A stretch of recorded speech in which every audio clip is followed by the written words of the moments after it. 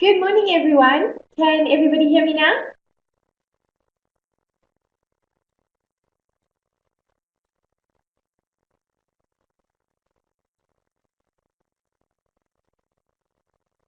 Okay, great. So it seems like everybody can hear.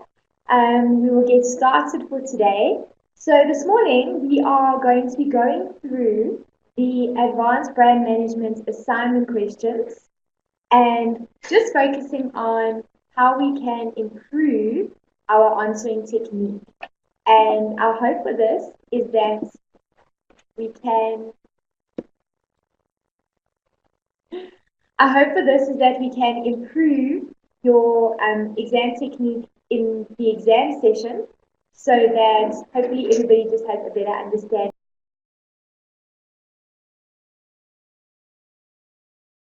of what is expected of them for this module at the honours level.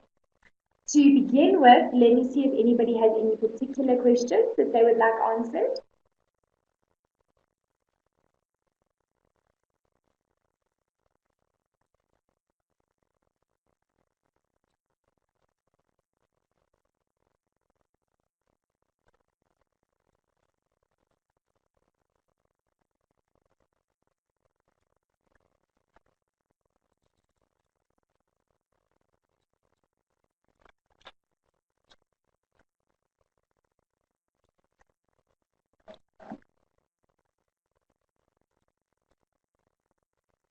I'm just going to give everybody a chance to finish typing.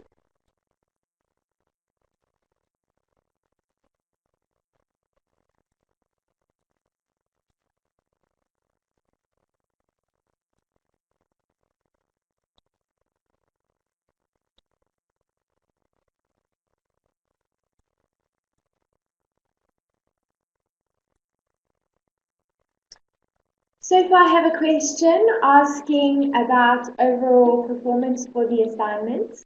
Basically, what was noted during the assignment marking was that there are some students who are not following the application guidelines that well.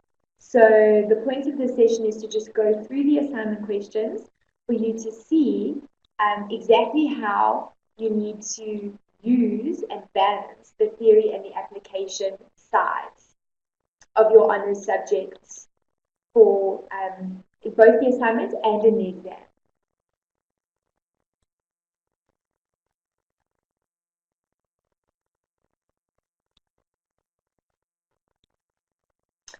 So the way that just to follow up on some of the other questions that are coming through, the way that the application questions work is that you do need to use your theory as a basis or a foundation for your answer. So it's not that we remove all the theory. We're not expecting you to only put down examples because your examples need to be based on a sound theoretical foundation. So your theory is there to give you the foundation. Obviously, in your exam, especially at honours level, you have your textbook with you. So you're not going to be awarded marks for copying out of the textbook. Since everybody has their textbooks with them, that wouldn't be testing you on any particular skills or abilities at all. So the way that the application then works is based on your theoretical foundation, you are then required to apply that theory to the particular case study that you are given. So in some cases, we can think of a random example, but that example may not necessarily fit in with the context that the case study has presented the business to be in. So let's go through a quick example. Your case study was on Bidvest Bank, and perhaps you decided that it would be a good idea for Bidvest Bank to have a celebrity endorser. And you say, for example, they could use a famous rugby player. Now, the context that has been provided within the Bidvest Banking case study may have shown that Bidvest focuses on being an expert in the field of banking and that's where their credibility lies. In that case, the example of using a rugby player, you would then need to justify why you have chosen to use that particular celebrity and how they would contribute to the expertise level that Bidvest is using to build their brand equity. So if you just said use a famous rugby player to build awareness, that wouldn't be a appropriate application question.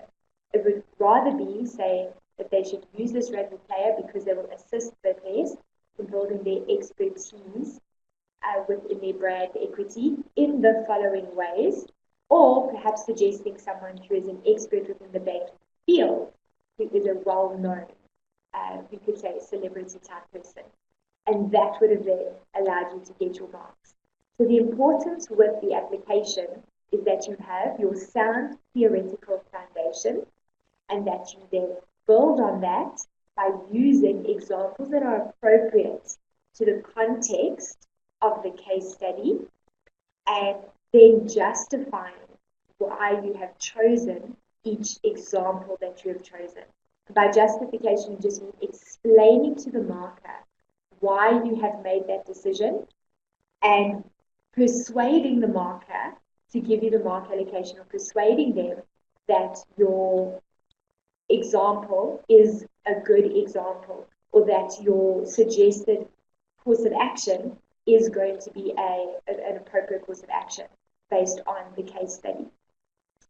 I also need to let me reply to the comment on the case study being too narrow in its focus. Obviously, with your assignments for all your subjects, whether that be honors level or at your lower levels, your assignment is given to you far in advance with the assumption that you will do additional research, and especially for your honors level assignments, you are supposed to be working with a minimum of 11 references. So your textbook and your learner guide being just two of the, and your case study being just 3 of those references, it requires you to do quite a bit of additional research. So the Bidvest case study gave you a foundation, and the rest you were ready to then research and add extra information on yourself. Then looking at in your exam, obviously, that researchability won't be there. So you will be relying a lot more on the case study that you are given, as well as your ability to justify or explain or persuade the marker that you are correct in the other choices that you are making. I hope that makes sense to everybody. Are there any other questions?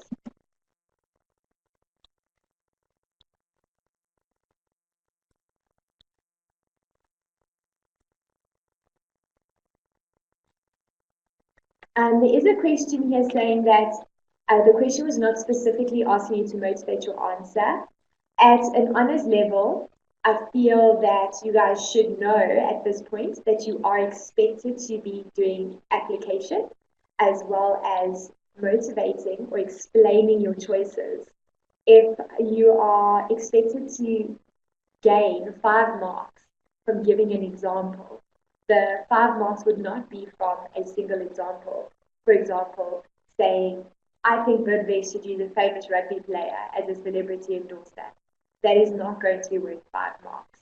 That would be worth possibly 1 mark, and then the other 4 marks would be gained by explaining how that choice is appropriate. And then when it comes to being asked whether you are giving theory or application, your assignment instructions clearly specified at honors level that you are not going to be awarded marks for theory, that your marks will be awarded by applying the theory. So in your previous subject, you may have been given marks for simply copying the theory or paraphrasing the theory, but at this level, although your theory is important, as I said, because it provides you with the correct base for your answer, you then need to apply that theory through the use of examples and action plans. And you are then applying that theory to the particular case study. And that is how your marks are then going to be awarded.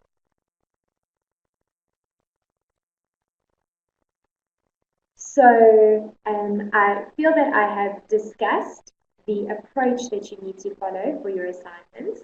Unfortunately, we cannot go through every individual assignment to see what went right and what went wrong. Overall, at your honours level, the most important thing is that you are applying your theory well. So that is going to be my focus as we go through the session, is just working through how do you apply the content that you are given within your case study. So the approach that I use so that we all have the same basis or starting block is to try and squeeze as much information as possible out of the case study that you were given.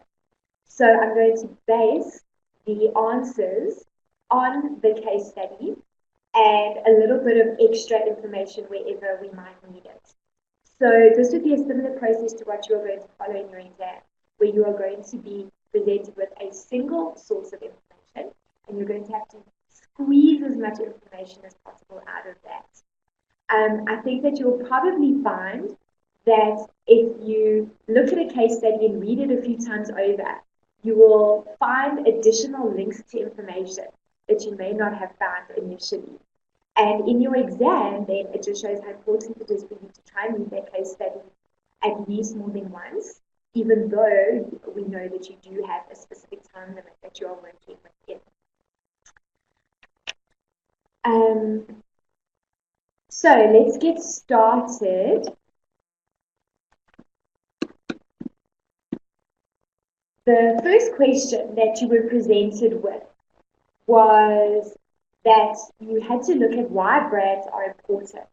And the question specifically said, why are brands important to customers? And they wanted you to discuss 6 reasons why Bidvest Bank as a brand mattered to loyal customers banking with them.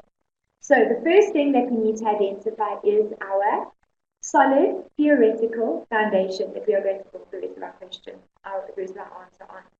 So our solid theoretical foundation would be why brands are important to customers. So if we turn to page 34 in your textbook, you will see that that is where the discussion begins on the importance of the brands. And that discussion is summarized in a diagram at the very bottom of page 34, where they split up that brands are important to customers for a certain number of reasons, and then they discuss how brands are important to companies for a number of reasons. So you know that your theoretical focus is on why the brand was important to the customer.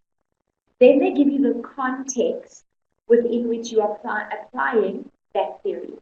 So it is no longer enough for you to simply list the reasons why brands are important. We are now applying them within the context of Bidvest Bank and within the context of maintaining a loyal client base. So that is our focus. The theory is why brands are important, and the application context is Bidvest Bank and then having a loyal customer base.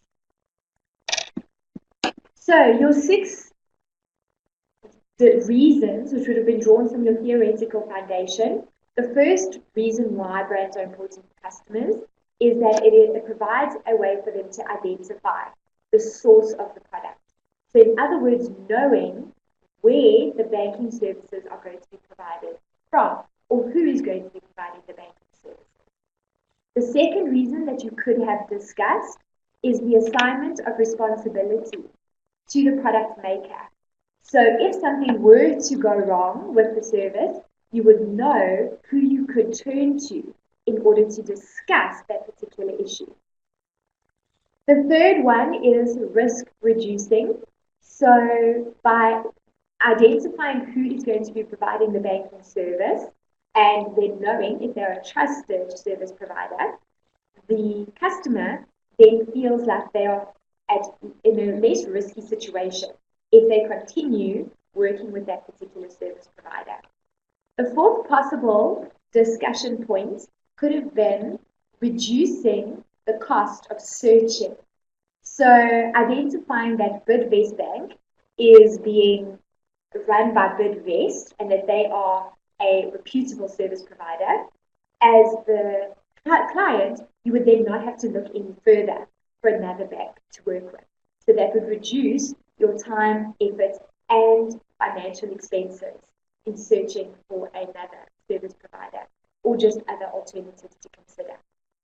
The fifth item to be considered is the promise, the bond, or the pact with the maker of the product. So if there is already an established relationship with Bidvest, it would then make it much easier for the client to move on and use their banking services as well. The sixth thing that is discussed is the use of the brand as a symbolic device, where the brand name means something to the customer. And then finally, your seventh option that you could have chosen to discuss is the brand as a signal of quality and of value to the customer. So let's go on to look at our first one. So the theory, which you would not be getting any marks for, the theoretical foundation that we are going to use to base our answer on is the fact that the brand name is going to be an identification of the source of the product. Now, milking as much information as we possibly could from the case study, let's look at some application that related to the theory of the source of the product and the context of Bidvest Bank and having a loyal customer base. So firstly, your assignment said to you that Bidvest Bank is an entrepreneurial bank and that it was born to change the way people and businesses view financial solutions. So that is the first thing. Customers would now look at the source of their banking through Bidvest and see that this is a different type of banking service that is going to be offered to them. The second point that can be drawn out of the case study, consumers can identify the source of the product or the brand with the mother company. In this case, for Bidvest Bank, the mother company is the Bidvest Group Limited. And then when we link Bidvest Banking to the Bidvest Group, the brand takes on a special meaning to the customers because the Bidvest brand holds a strong position in the South African market, which the Bidvest Bank is obviously going to be leveraging that additional equity. And finally, as all of these things come together, Bidvest Bank would then be able to take on a personal meaning to the users because it is going to add value in terms of banking services, which hopefully would enrich the lives of their clients, maintaining a loyal client base. That's our context that we're operating within. And this would allow them to have financial peace of mind. Therefore, the customers would return time and again. So these were 4 pieces of information that I identified out of the case study that I felt that I was able to apply within the given context of Bidvest Bank and a loyal customer base. This obviously is without doing any additional research. So had I consulted other sources, I would probably have had additional application solutions that I could have applied in this particular case. So having looked at our first point for our first question, does anyone have any questions now on the correct way for them to apply the theoretical basis? I'll give you a few minutes to think about your questions and to type them down.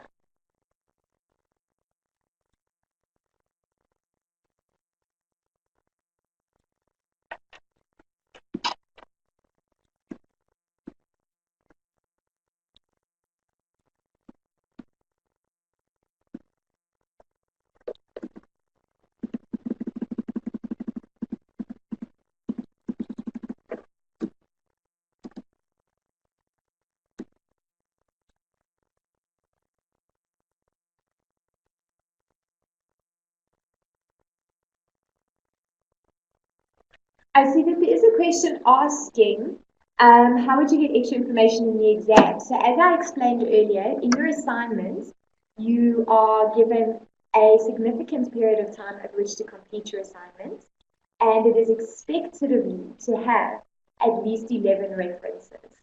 So that means that you do have access to other sources and you're expected to conduct additional research. However, in the exam setting, you would only be working with the case study, so should only be expected to work with the case study.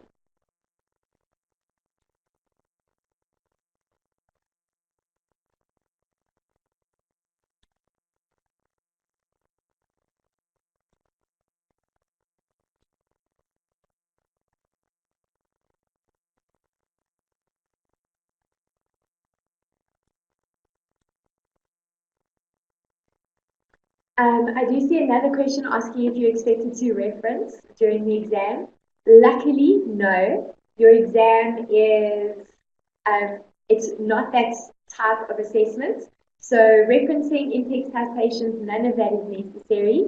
It's not even really necessary for you to say, as seen in the case study or anything like that. It is just your case study is used as a tool for you to answer the questions. So there is no need for you to conduct referencing and things like that.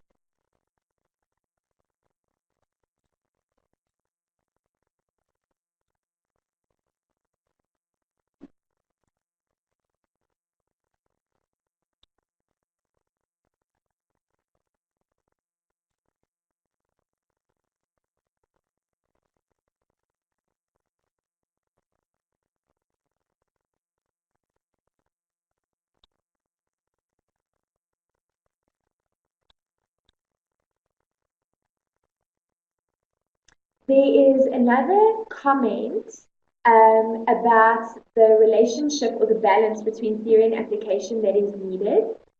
Because you are working with a word count, it is important that you do. I'm in agreement with the statement that you simply list a very small amount of theory, which is there again for you to lay your theoretical foundation, and then you build on that with your application. It's basically a waste of your word count to recite a large quantity of theory that you're not going to be awarded any answers on. But it is still important for you to have your theory there as your theoretical foundation upon which to build your answer.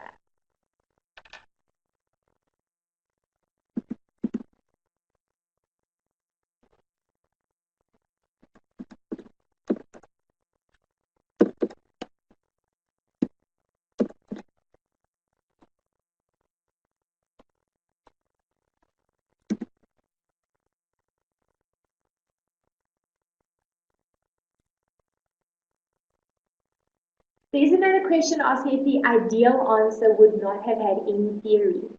As I said, the theory is there to build your foundational base. If you look at the slide that's on the screen, identification of the source of the product, that is the theory, but there would be no marks awarded for it. You can see that I have not gone into a lot of detail with that theory. The detail has then been in the application. So it is important for you to state your theory briefly and then explain the theory almost or expand on it through the application.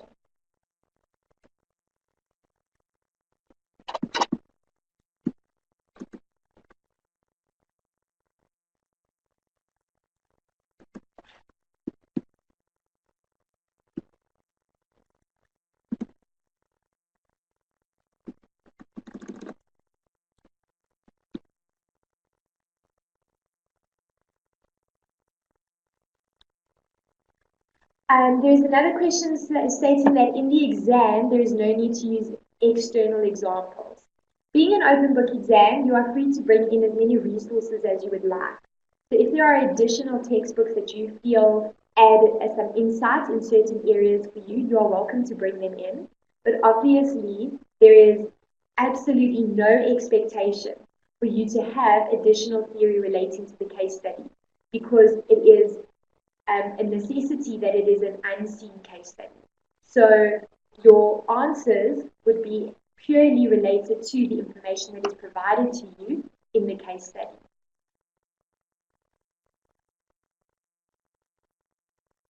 There's another question asking, do you relate purely to the case study or can you relate information from your own experience with the brain? If you do have experience with the brain, you are welcome to add that application into the exam. But in some cases, there can never be an expectation that students will apply their own knowledge.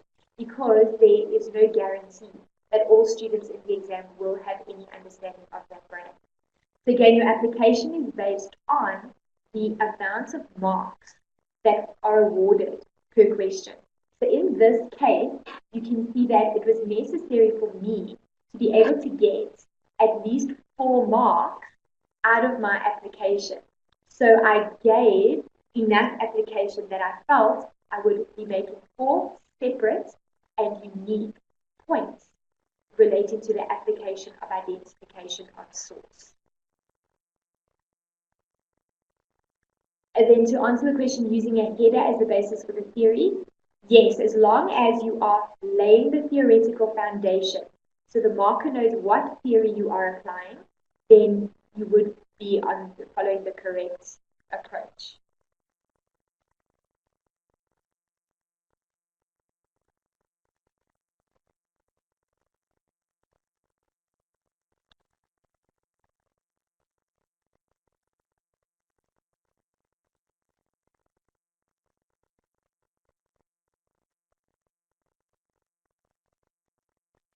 I see that there are a few questions relating to a critique of the theory or including your own opinion.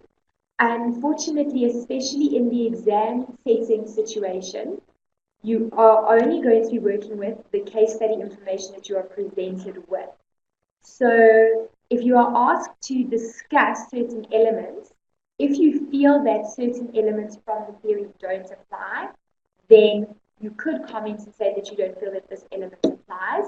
However, you will notice that in particular this question, you have 7 different points that you can choose to discuss, 7 different points to choose from, and you only have to discuss 6.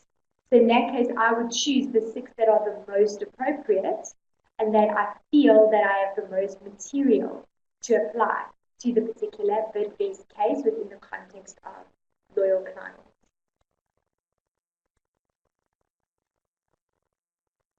There's another question asking about answering in point form. I feel that especially during the assignments, you do struggle with a lack of word count, and sometimes that limitation means that bullet points or table format is the easiest way for you to get a large quantity of information across as quickly as possible. During the exam, it is completely up to you how you choose to answer. I wouldn't want to encourage students who are comfortable with writing paragraphs to change their exam style and then write in bullet points, nor would I want to discourage students who are comfortable with bullet points to now change their style. Your examination style is up to you as long as you feel that you are giving the marker enough information for them to give you the marks, then your exam style is completely up to you.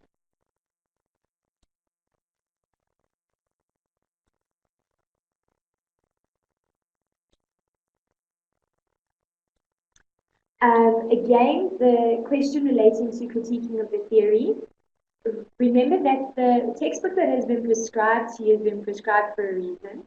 So I'm sees it as being a theoretically sound source of information for you. I think that we would be a bit presumptive to think that we could critique the theory. My understanding of the term critique is stating what are the good and what are the bad things about the theory. In other words, what's correct and incorrect. I feel that we should work from the assumption that the theory that we are provided in our textbook is theoretically sound, and that we will build our discussion and our application on that theoretically sound basis.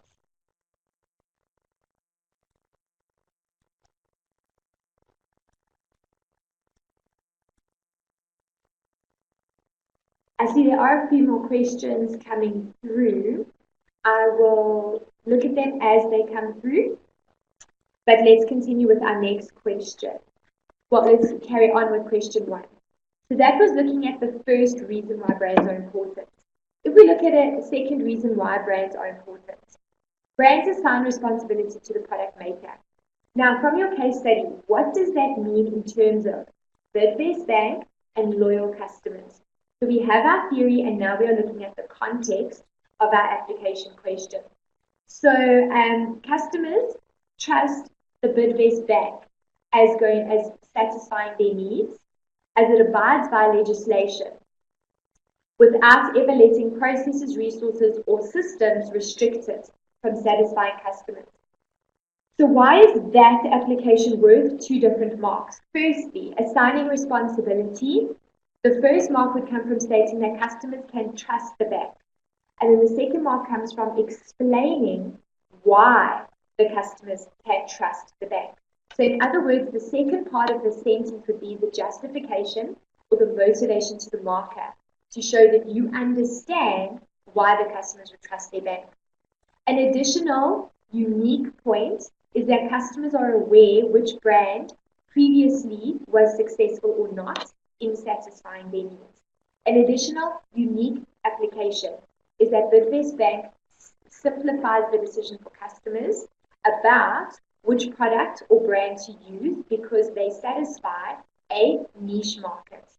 An additional point, the perception exists that being in the market for so long, Bidvest Bank knows exactly what works and what doesn't work, and what customers want and do not want. So hopefully from this you can see that each point is a distinct and fresh piece of information that is being presented. If all four of these points we're discussing customers trust the brand because it's been around for many years. Customers trust the brand because it's satisfying a unique need. Customers trust the brand because it's related to Bidvest Group. Those are not unique points. Those are justifications of a point on customer trust.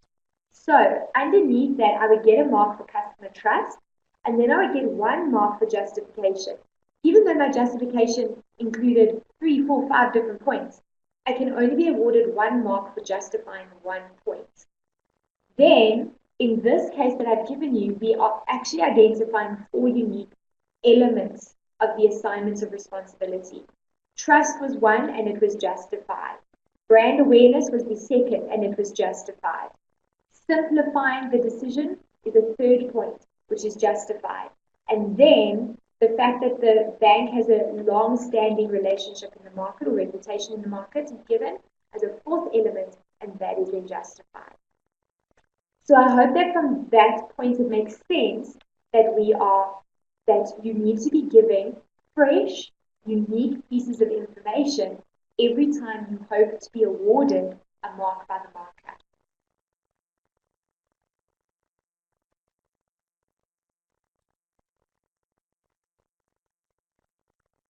I think to finalize our discussion on the accurateness or the critiquing of the theory, at an honors level, you are being tested on your ability to apply your theoretical foundation to a specific business context. That is the aim of honors level education. If you proceed on to then continue your studies at a master's level, then you have the ability to compare different sources of information and identify what parts of the specific theory are applicable to your case and what parts are not. So at this point, the theory that you are given is the theory that you are required to work with, and the theory that you are given is internationally accepted as being theoretically sound information. So as a student, you are able to trust that that theory is accurate. Your ability to apply the theory is what will get you the marks. Looking at the theory and being able to digest it and to be able to gain insight from it and to be able to relate it to other parts of theory is a valuable skill, but it is only being tested at your master's level. So I'm not saying that we should just ignore the fact that maybe we disagree with some aspects of theory. It is a wonderful way for us to expand our education, but it is not being tested at this point in your education. And it is the reason for that is because we need to work in steps. And the step here is, can you apply theory you are given? The next step when you move on in your studies is, can you interpret and gain insight and justify the use of a variety of different theoretical resources, and that would require you to be able to critique it. So let us then continue. Our third reason why brands are important to customers who, when in the context of Bidvest Bank and loyal customer base, is reducing risk. So again, information that has been drawn out, squeezed out of our case study. Since consumers are already knowledgeable about the Bidvest brand, they do not have to engage a lot in additional thought or processing of information to make a decision to bank with Bidvest. So it's reducing the risk or the worry. Is this a good bank? Isn't it a good bank? Because they already have a standing relationship and reputation in the market. Another fresh point of application. Bidvest Bank totally reduces the functional risk for the users because the bank has up until now always performed up to customer expectations. An additional fresh piece of information. It reduces the financial risk because the bank is seen as being a worthy financial investment option. And then an additional fresh risk, it reduces social risk to users because, and remember our social risk is will we be judged negatively by our peers for using a particular brand. And because Bidvest Bank has a sound standing in the market, we know that socially it would be acceptable for us to use that brand. Moving on to looking at the use of the Bidvest brand for the customer as reducing the cost of searching. And this relates very strongly to reducing risk overall. So how are we reducing the cost to our customer? First of all, let's look at it from an economic perspective. Saying an economic perspective will get me 1 mark, but let me now clarify that or motivate my answer to the marker. Since everybody is familiar with the Bidvest brand, it lowers the search cost in the niche markets, both internally in terms of as a customer, what do I need to consider when choosing a bank, and then externally in terms of what other banks do I need to look at and weigh up the pros and cons of. Then another fresh point is that it not only from an economic perspective is good for me, it is also from a decision-making perspective good for me as a customer because I have less, it's simplifying the decision-making process for me. And thirdly, it is going to save me money because if I am a loyal customer, then I know that I'm always going to be given the optimal service. So I'm not going to have to be moving my money around from bank to bank and incurring different bank fees and things like that.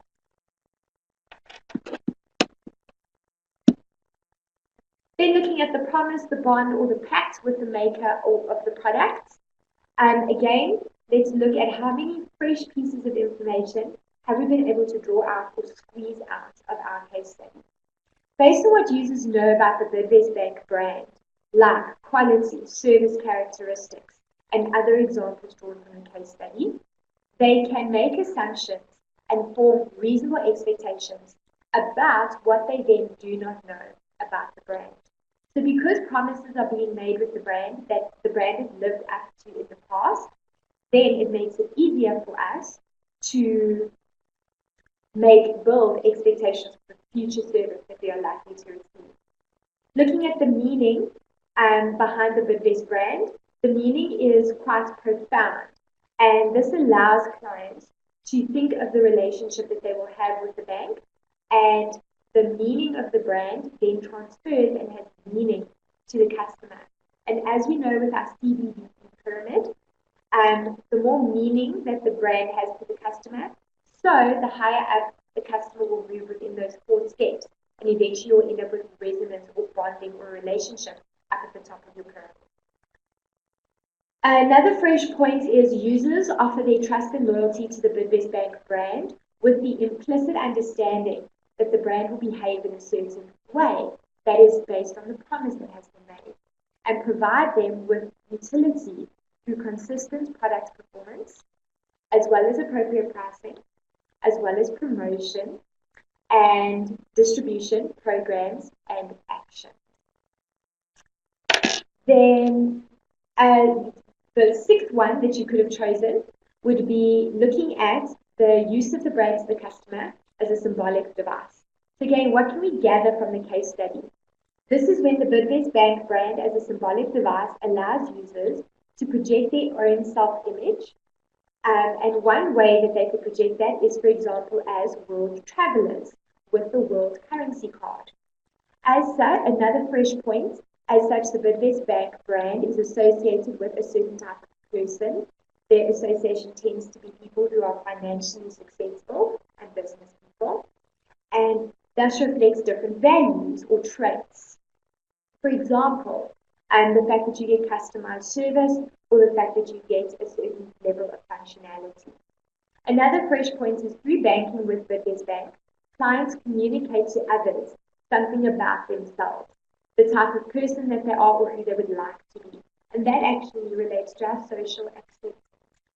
And finally, to an extent, it is true that Bidvest Bank reinforces the self-worth of the users because they see themselves as being successful in their private lives, and that is why they need the services of a bank like Bidvest Bank.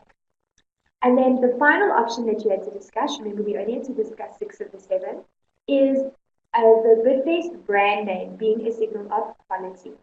Being a trusted brand over many years, consumers associate Bidvest Bank with the same quality that comes from the Bidvest Group. As such, the Bidvest Bank brand portrays a specific signal of quality and endurance to the users. So the overall brand of Bidvest signals to the customer that the brand of the Bidvest Bank is going to be around in the long term.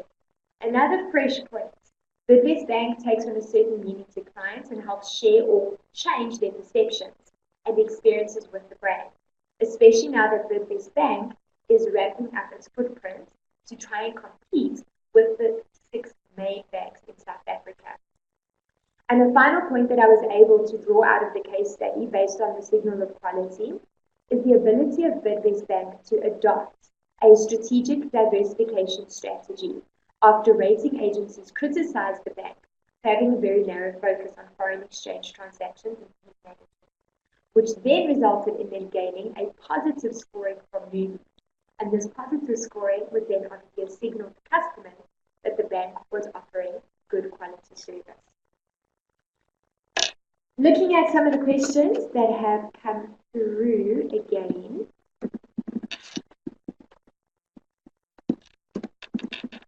I see that someone has asked if they can have a copy of these assignment answers.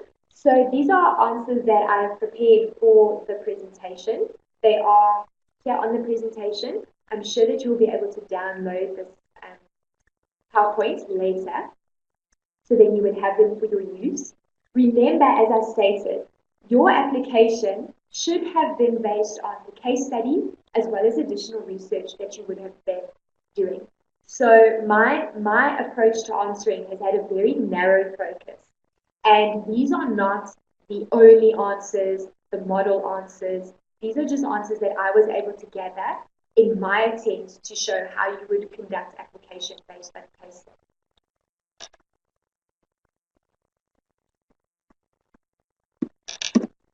Let me just go through and see what the other questions have been.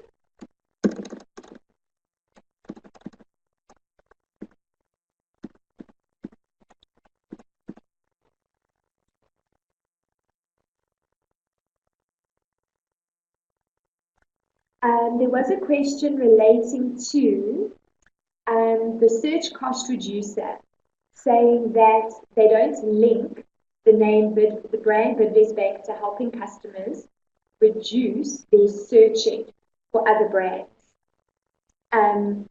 Again, that's being an application question where you could have done additional research. That's up to you to comment and say that you do not feel that way. And that is why out of the 7 options, you only needed to discuss 6. So in my attempt, I have tried to, as I said, squeeze as much information out of the case study as possible and try to give you examples of how you should apply the case study. If your particular assignment only chose to answer the other 6 and leave that one out, that is also perfectly acceptable. And it is up to you to justify why you have chosen the 6 reasons you have chosen and find applicable application bases for that theory.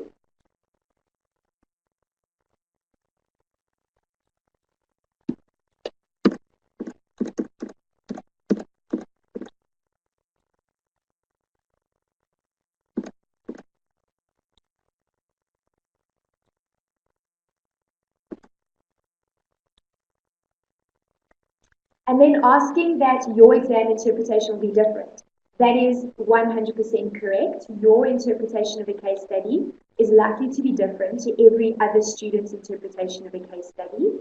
And again, it is your ability to pull certain aspects out of your case study, and it is you are going to be marked on how you relate the case study context to the theoretical base that you are given within the textbook.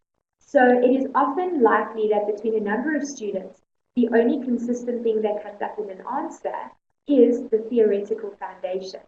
And from that, they have chosen to apply that theory within the context of the case study in a number of different ways.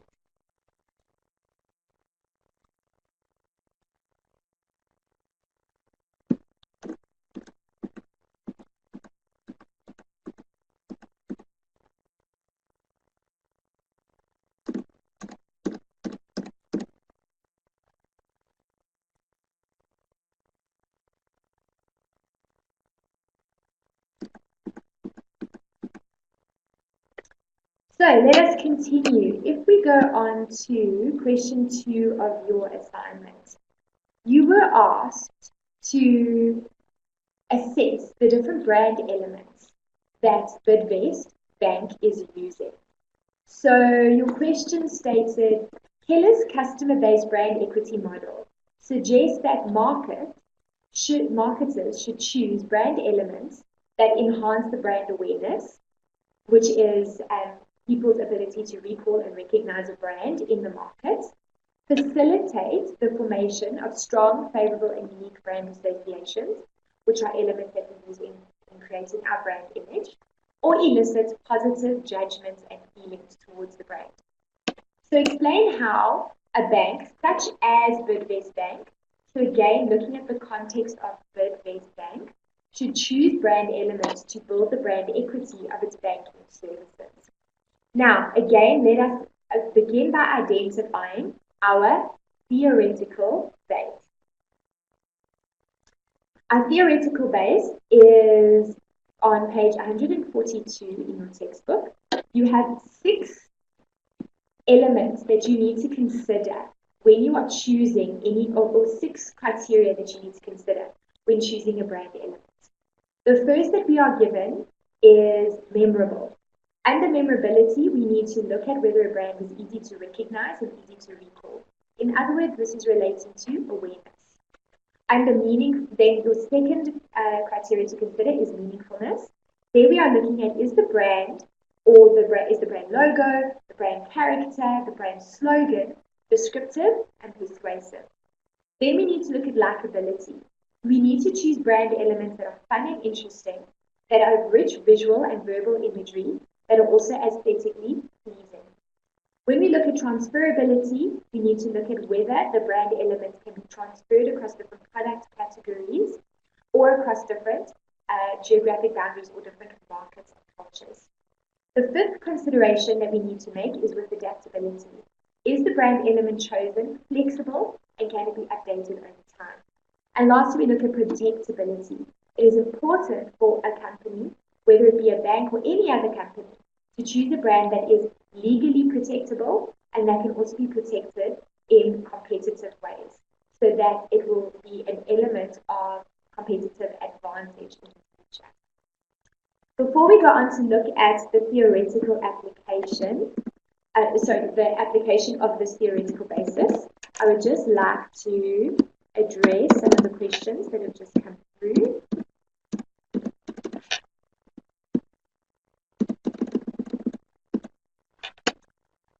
I see a question relating to students not attending tutorials and that the answering techniques are difficult. That is, first of all, at an honours level, you are instructed on both your assignment question paper and your exam question paper that you are not being awarded marks for theory. Your marks are coming from the application of that theory.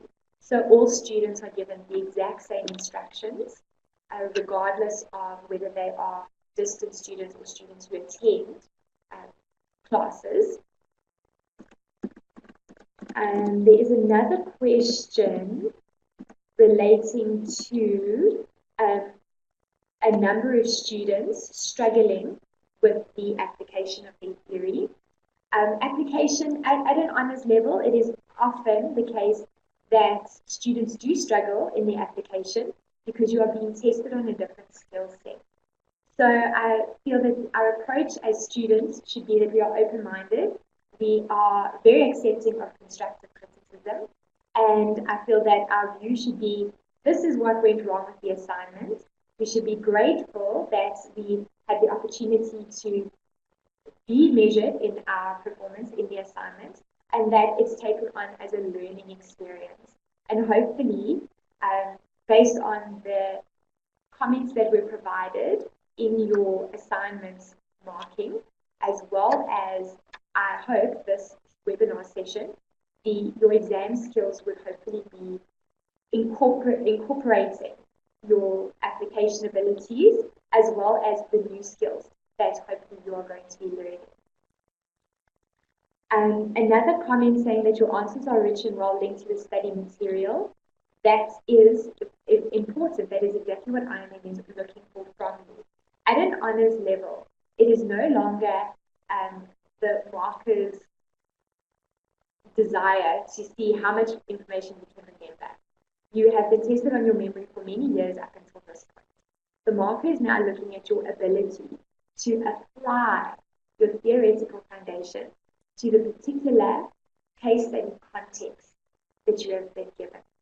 So the approach is different, and the skills that you are being tested on are different as well. And this is throughout education, our endeavour is to learn and to gain additional skills. And here at the honours level, you are here to learn how to apply the theory well in as much as a real life scenario as what can be given through a case study. And you are learning the abilities to interpret theory and relate it in a particular context.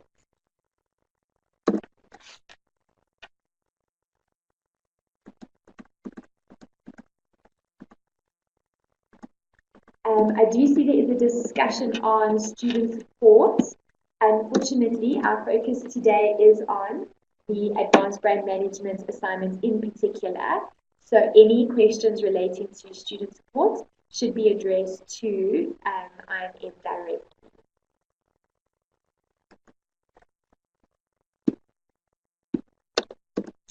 There's another question relating to this webinar being conducted prior to the assignment.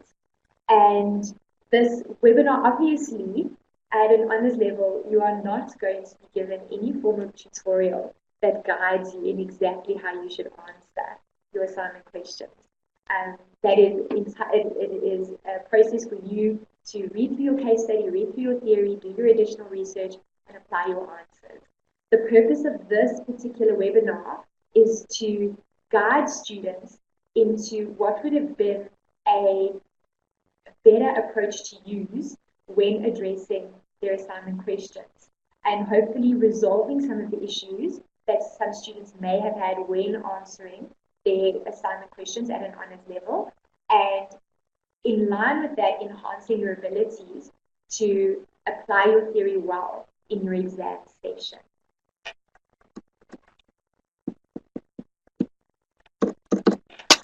So let's continue with question 2. Having addressed the theoretical foundation for question 2, now let us go to the case study and again try to squeeze out as much information as possible. As I stated earlier, I am trying to relate the case study as much as possible, purely so that we are all starting from the same basis. We all have read through the case study and we've all got the textbook. Additional research, which you guys would have done, would also be applicable in all of these questions. It is just that for me to go and do additional research, I might end up with information that other students would not be familiar with. So I'm just trying to relate everything to the case study. Additional information that you would have gathered through research would also be perfectly applicable in these cases. Now, whenever we are discussing brand elements, we need to be looking at the fact that our brand elements need to work together. So when we design our brand elements and choose our brand element mix, we are focusing on consistency, synergy between all of our elements, so that our logo is consistent with the image presented by our slogan, which is consistent by the image presented by our brand characters. So ultimately, any discussion on consistency would have awarded you marks in some way. Then when we look at these 6 elements, the six considerations for brand elements, they are split into 2 subcategories. The first one is the elements of memorability, meaningfulness, and likability. And those are part of a brand's offensive strategy, which is used to build brand equity. So you would have been awarded a mark for stating that your consideration is going to include an offensive strategy, which is used to build brand equity. And then the other 3 elements are part of a defensive strategy, which is used to leverage that equity once it's been built and maintain that equity in the long run. Additional comments that could have been made is that the offensive strategy would be similar to what is being offered by the other banks in Tier 2 of the South African banking system, and where Bidvest Bank is also trying to position itself to challenge the 6 major banks in South Africa. In your application or explanation of the defensive strategy, the notion that Tier 2 banks such as Bidvest Bank contrast themselves against the 6 big banks in the banking services and are basically saying that they are offering a niche service would then be an element of their defensive strategy where they are trying to stand out in the market. And that would be that type of application. Looking at the first one, what can Bidvest do to make sure that their brand elements are memorable? So the first element that is discussed in your case study is that the Bidvest Bank is Bidvest Bank's name is memorable because it has as your textbook refers to, a memory node, a little compartment or a hanger in our memories somewhere, because South Africans are very familiar with the Bidvest group in general. Another fresh point that I was able to draw out of the case study is that many Bidvest Bank clients have memories of actually using the Bidvest brand in the past, whether it was to finance a house or a car, or perhaps when they were getting a foreign exchange for overseas trips, or perhaps they just are familiar with someone else in their social circle who is a loyal Bidvest client. Some more fresh information regarding Bidvest Bank is that as a brand, the name Bidvest Bank is easy to remember, it's easy to recall, and it's also easy to recognize. And I think the recognition comes from the fact that the main Bidvest logo of the B with the arrow is carried through from the Bidvest group into the Bidvest banking brand as well, which just aids us because we do already have a memory node or a memory hanger where we can associate that brand. Looking at the second element of meaningfulness. Again, I've tried to draw as much as I could out of the case study relating to the Bidvest brand being memorable. General information about the nature of the product category of Tier 2 banking. So that's something that has meaning. Customers understand what happens at the Tier 2 level of banking, and then we can relate that to how that increases brand awareness or salience, which is the bottom level of your CBDE pyramid. As such, Bidvest Bank provides descriptive content on its website as well, which increases the meaning that the brand has for customers. And then any marketing activities that take place in the market are going to be designed to add meaning to the brand. Then we also, in terms of meaningfulness, we also look at specific information. So particular attributes to the Bidvest brand. So here we can look at things like the convenience of the brand, the quality of the brand. Let's think again, Moody's rating, as discussed earlier, would add meaning in terms of brand quality, and any other benefits associated with the brand. like the fact that they offer customized services.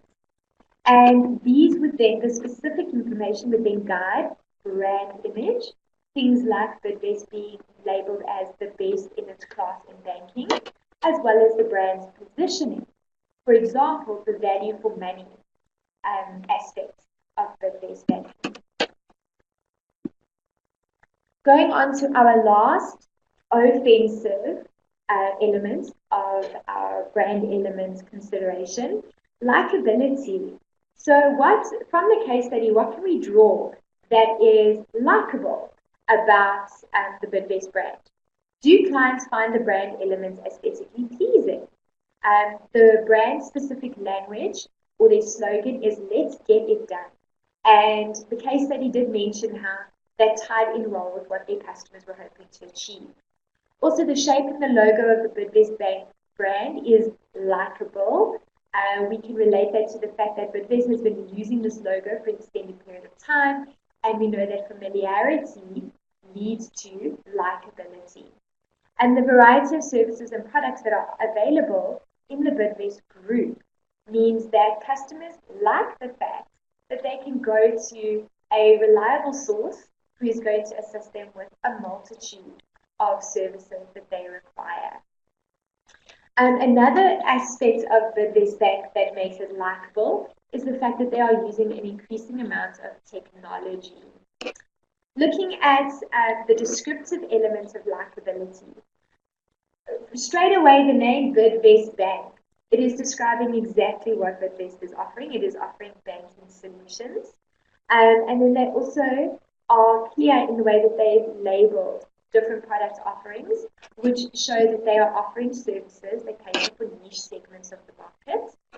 And they also have some persuasive elements, which they use within their marketing communication, such as Bidvest Bank can be trusted because it is part of the Bidvest group, or because of things like the Moody's rating that it has.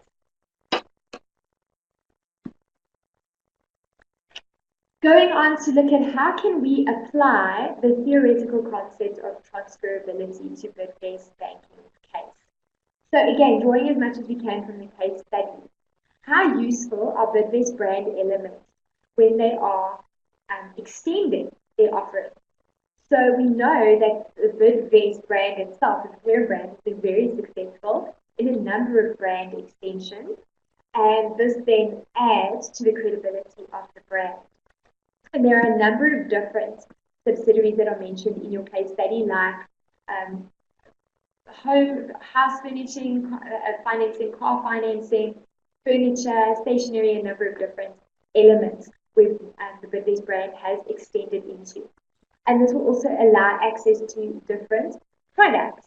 And this would then mean that the Bidvest experience is transferable into a number of different product categories.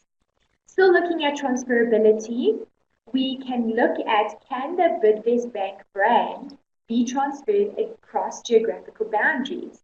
And people across the world are already familiar with the Bidvest brand, especially due to things like Bidvest being involved in foreign currency exchange. So in that way, we are able to apply the case study context of Bidvest banking to the theoretical foundation of the transferability of a brand element.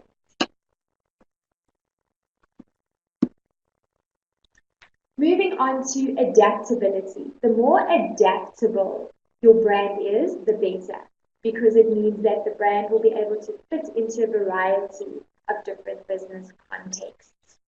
So under adaptability, we can look at the fact that Bidvest has adapted their offering to suit the needs of a number of different customers. So firstly, we have the fact that Bidvest offers niche and customized banking services. So that is an application of the theory of adaptability. The easier it is, and then also that makes that this means that it's easy for Bidvest to adapt over time and upgrade their image as well as the offerings as needed. And here we look at how Bidvest looks at clients' values and opinions, also embracing functionality. Things like offering more technical banking services than what they used to offer previously, as well as the ease of use and access to sound financial advice and reports. Another example that we can squeeze out of the case study is Bidvest working with Vodacom on M-Pesa. And this is again showing how the Bidvest brand itself has been able to adapt and offer financial services in a new and exciting way. And also just the fact that they are joining up with a brand like Vodacom, who works technically in a different industry, but how they are able to adapt their offering to merge with, not competitors, to merge with companies who may be able to offer a complementary product to what Bidvest is offering. And finally, under protectability, we know that the Bidvest brand is protected. Many of their brand elements are also protected, such as the World Currency Card is trademarked. Bidvest Bank should choose brand elements that they can protect, especially internationally. And the example that we can use there is just the logo of the bank. And they should also formally register all of their brand elements with the appropriate bodies. For example, make sure that they have patent registrations and that they keep up to date with their patent renewals. And in part of that is that they should also protect their brand. If they see someone is using their brand unlawfully, they should make sure that they go out of their way to, in some way, protect their brand by either seeking legal prosecution against those people or taking other types of actions that would just prevent anybody else from using their brand. So that was your application of question 2. So again, looking at your mark allocation. So question 2 is 6 considerations. Your theoretical basis is 6 individual considerations. But you have a 25 mark allocation. So that would mean that each consideration would require at least 4 unique points that you have gathered from your case study or drawn from your case study underneath each of those elements. I hope that I have been able to give you enough examples that you can see how it would be possible for you to accumulate enough marks under each of those 6 theoretical sections. Again, I just want to now address any questions that we have related to question 2.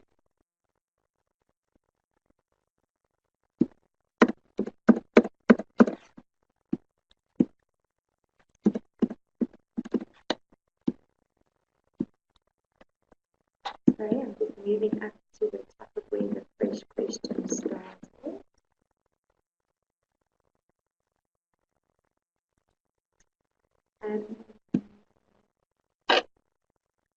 Here I have a question saying that if you listed the elements, one application question listed the different elements, marks rewarded, and then they were removed. Firstly, I just want to state that it would be impossible for us to address every single assignment, question and answer for all the students in our time frame, so it isn't our focus. However, I will address this one in particular because I think as students, sometimes it is worrying if things are marked and then marks are removed. The focus of this question was on how would you evaluate whether a brand element is good or bad. Having addressed those brand elements, perhaps the marker thought, oh, these are very valid points. Yes, these are all brand elements. And then realized that that wasn't the focus of the question. The focus of the question was on how would you critique whether that was an effective brand element or not. So listing the brand elements, I think, would have been a good approach of setting the foundation to answer the question. But unfortunately, identifying what the brand elements are was not part of what the question was asking. So again, it's a good starting point to base your answers, but it wouldn't actually be worthy of an application mark in this particular question.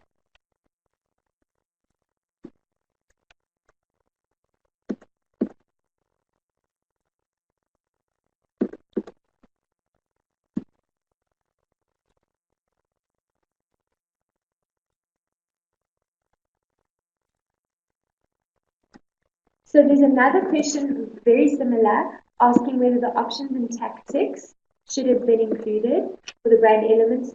And again, that information could have been used as a theoretical foundation, but that would then be used to explain further or enhance further application. But the focus of the question was on how would you identify whether an element is a good brand element or not a good brand element.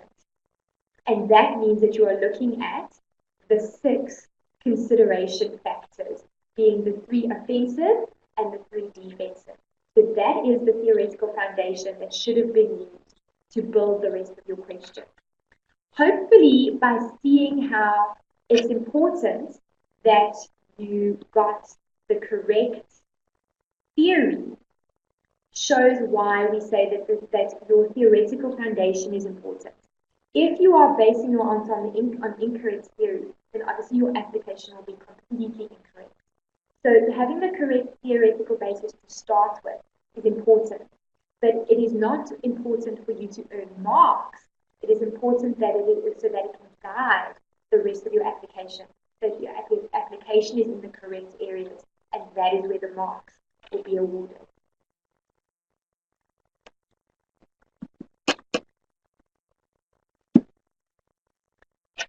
Addressing question 3. Before we go on to address question 3, I would just like to remind everyone that the focus of this webinar is to assist those of you who would like to see how you could have improved your assignment answers. Unfortunately, if there are students who are of the opinion that they were marked unfairly and that their assignment was correct and they have nothing more to gain from additional support, then I would just like to ask that those students who feel as though they know everything that there is to know, if they could just refrain from repeating the fact that their answers were correct on the chat, because there are other students who I feel would like to focus on the additional information that is being given rather than a cycle discussion of points that have already been discussed. So if we can continue with question 3, if there are any further relevant questions relating to question 3, I will be happy to answer them. In designing your integrated marketing programs, our focus is on building brand equity. Remember that whenever we discuss brand equity, we are looking at increasing the value of a brand. The equity is another word for brand value. And this means that marketers have certain points that they need to consider when they are developing that value or building the brand equity. So, your question then asked you to explain at least 8 key challenges, which they then specified new perspectives on marketing that are facing Bidvest Bank when designing its marketing programs to build brand equity amongst prospective and loyal clients. So again, starting point, what is our theoretical base? Our theoretical base can be found on page 178 of your textbook, and you are given a few bullet points. Now remember the question said at least 8, so 8 should have been your minimum. I always encourage students to write a little bit more than what they are required, although I understand that in your assignment context, you're working with a word limit. So let's focus on addressing 8. In your textbook, you are given a number of different options. Your theoretical base should then have been developed on the points of rapid technological development as a challenge to marketers, greater customer empowerment as a challenge to customers, fragmentation of traditional media as a challenge to marketers, growth of interactive and mobile marketing options as a challenge, channel transformation and disintermediation as a challenge, increased competition and industry convergence as a challenge, globalization and the growth of developing markets as a challenge, heightened environmental, community and social concerns as a challenge, and a final consideration would be severe economic recession. So you could choose any of those 8 to discuss, or discuss more than 8 if you were able to increase that discussion under your word count restriction. So this being the theoretical base, how can we now, looking at our context of the Bidvest Bank case study, draw as much information out as possible? So firstly, looking at rapid technological challenges. From the case study, what I was able to draw out is that there is currently a lot of rapid technological development happening in the banking industry, including things like internet banking, banking apps, social media platforms like F&B's, I think it's RB Jacobs, Twitter handle, and that type of thing. So what has Bidvest done in terms of the case study that we could relate to this theory? Well, we have the example of Bidvest joining with Vodacom for M-Pesa. So already the fact that they are using a new technology for financial transactions would be an example. And then the fact that they are linking with Vodacom, who is someone who is actually providing a lot of these new technological changes, is also an example that would be worthy of a mark being awarded. And they then go on to say that through this, Bidvest is actually allowing the banking sector to reach customers that previously they were unable to reach. For example, customers in rural areas who weren't able to have internet access or access ATMs. So that would then be an example of how Bidvest Bank has used the challenge of rapid technological change in the case study context, and they have overcome that challenge by rising to the challenge and finding additional application of their banking services. Bidvest Bank clients can now use the internet and their mobile phones not only for banking, but also to access information.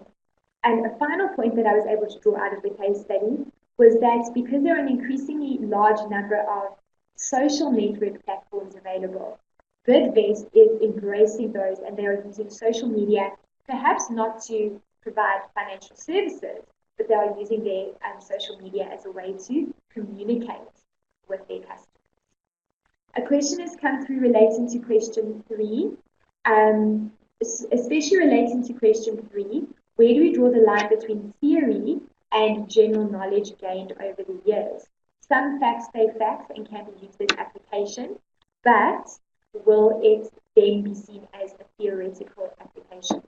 So none of your theory is considered application until you explain that it is application. So, for example, with the rapid technological development, the fact that there is a lot of changes in communication technology over time, that could be seen as general knowledge. Your ability as a student to read the case study and say, there has been rapid technological development in Bidvest's case, the use of M-Pesa. That is then your application of that general knowledge, and that is how you get the mark. Another example is like partnering with Vodacom, a company that is at the forefront of these technological changes, assists Bidvest. That would be an application of that general knowledge that then gets you the mark allocation. I hope that that makes sense in terms of how you need to apply your theory in order to be awarded marks. I have another question here relating to the bullet pointed answers. I prefer to show you the answers as bullet points because I feel that it's important as a student that you see that you need to be given unique, fresh pieces of information. So each bullet that I have listed is a distinctive piece of information that has been given that will have a unique mark attached to it. In your exam, I did state earlier, it is completely up to you. Use the technique that you are most comfortable with. I would hate to tell students who have been studying for numerous years that now you need to change your study technique. If in previous years you have used the bullet point technique and you find that it works well for you, continue with that. If you prefer to write essay-style answers, then rather continue using that method. My approach is just to try and demonstrate to you that there are distinct bits of information that are being presented as answers. I would again just like to clarify, it is not my intention to present you with a model answer. My intention is to show how you can use the case study to squeeze out distinct pieces of information that you can then relate to the theoretical base that the textbook is providing. Okay, so continuing, I've looked at the first of the challenges, and that was rapid technological development. If we go on to look at an additional point, greater client empowerment. So from the case study, how has Bidvest empowered their customers? The first thing that we have is that Bidvest is targeting niche segments of the market. So they are satisfying customers who have unique needs. That would be one application. Another is that they have started to have more conversations with their customers via things like social media, empowering customers through open communication, allowing them to increase their knowledge. A second area of client empowerment that has been touched on in the case study is increasing the number of cross-channel touchpoints. So allowing customers access to financial services who would not previously have had access, and that is a form of empowerment. The example that we have is things like M-Pesa, as well as Bidvest using their numerous branches to deal with customers, as well as using different retail outlets to allow customers to have additional access points to banking. The third area of empowerment that I was able to draw out of the case study is that since clients in niche areas have customized banking, more banking clients can now enjoy that customized service. So things like 24-hour assistance empowers clients because they know that if ever they have a struggle with their banking, they will be able to find someone at Bidvest who is able to assist them. So those were the three unique facts that I drew out of the case study. Please remember that you may have found additional facts that you were able to relate. The mark allocation is based on your ability to relate the context from the information from the case study to the particular question and the theoretical base that you are working on. In addition to that, all of you would have conducted additional research on Bidvest, and you may have found other external sources that gave you points that would have been applicable to client empowerment. Going on to our third challenge, fragmentation of traditional media. Now, whenever I address fragmentation in class, I do notice that some students have forgotten their definition of fragmentation, which some of you may have learned as far back as your first year of studies. What fragmentation means is it's a breaking up. So if we think about magazines, for example, there used to be a very limited number of magazines that were available. And over the years, that number has expanded greatly.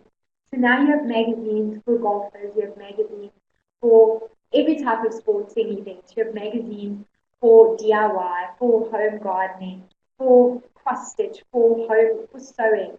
And then you have your news magazines, and then you have entertainment magazines, and you have magazines that span a number of different languages. So the industry is definitely fragmented, meaning instead of having a few large market segments, you have a massive variety of small little segments, and there are different media options that satisfy each of those small segments. So from the case study, what information that I was able to squeeze out of it, two main points. Bidvest Bank clients now increasingly engage on the internet or mobile banking. So Bidvest has had to follow the trend of using more media options so that they can satisfy all of the little segments or the fragmented segments of customers that exist. And then as many Bidvest Bank clients live in rural areas of Africa, they have convenient access to banking because now they have M-Pesa. So that was a segment of the market that Bidvest previously would not actually have been able to service. And because of the use of new technology, they have then been able to reach customers through additional media options. I would like to highlight the fact that because a point has been mentioned under, for example, rapid technological change, doesn't mean that it won't be seen as a fresh or unique point of information under the fragmentation of traditional media. So often, because the fact that in the case study has been used once, it doesn't mean that it can never be used again. It can be used to answer other questions as well. Going on to our next challenge, the challenge of growth of interactive and mobile marketing options. And again, you can probably see how this is going to be linking to what we've previously discussed. So how has Bidvest Bank, in the context of what's been presented in our case study, how have they seen this challenge and overcome this challenge, or are they working with this challenge? So firstly, because we have mobile banking options, this is increasing the access points that Bidvest has. So Bidvest has actually increased the footprint or the market share, basically, that Bidvest can offer by taking advantage of mobile banking. Also, because Bidvest is allowing their customers to use or communicating with their customers through MMS and voice messages, this means that they are able to, through the use of interactive and mobile marketing, reach customers who may not have the literacy levels that previous customers had. And then the fact that they can use interactive platforms like M-Pesa mean that Bidvest is able to integrate well into customers' lives. So the financial services become something that's convenient and easy to use. I have a question here on fragmentation. They say the M-Pesa users, are they Bidvest target market? So as we learned in the case study, Bidvest is targeting niche segments, customers who have a special need. And in that case, M-Pesa would be a niche market or customers that have a special need. So I think we have to be careful. Sometimes we associate niche, because it's a small market, we associate niche with being high cost. So customers want customized banking must mean that I have a lot of money and that I want to have a personal banker. But M-Pesa is customized banking for a niche market of people who were not previously being serviced in the banking sector. So they would still fit within Bidvest target market. I hope that makes sense.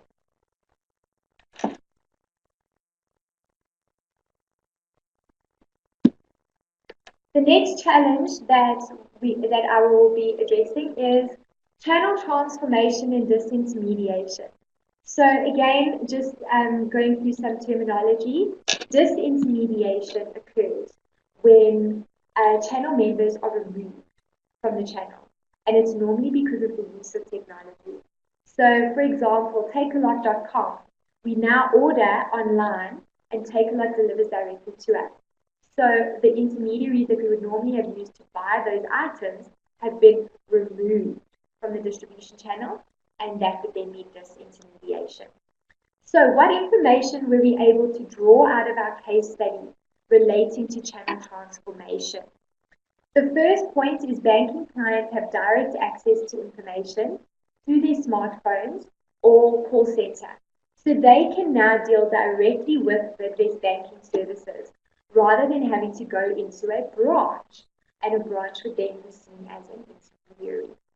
And then new technologies such as M-Pesa and the internet banking site gives an additional channel for customers.